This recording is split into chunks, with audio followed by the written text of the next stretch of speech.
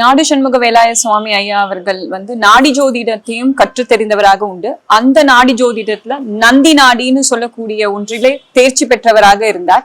அந்த நந்தி நாடியின்படி திருவாக்குக்கு படிதான் இந்த ஆலயத்தை அவர் எழுப்பினதாக நமக்கு சாசனங்கள் உண்டு. அப்படி இந்த ஆலயத்தை எழுப்பும் பொழுதே கீழே ஒரு 5-6 அடிக்கு இருக்கக்கூடிய ஒரு சுரங்கத்தை அமர்த்து அந்த இடத்துல வச்சிருந்தார். இயற்கையாகவே நீரூற்று இருக்கக்கூடியதாக இருந்ததாக உண்டு.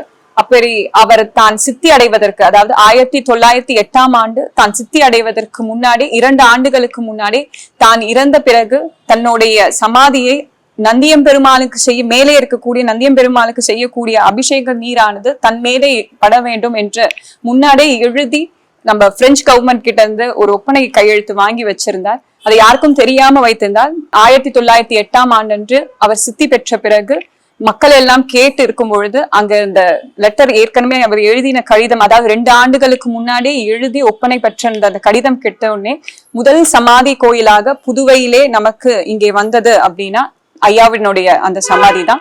அப்படி ரொம்ப அற்புதமான விஷயங்கள் நிறைந்திருக்கக்கூடிய சுரங்கமாக என்றைக்கும் நீரூற்று இருக்கக்கூடிய ஒரு அற்புதமான ஆலயமாக இந்த ஆலயம் உண்டு.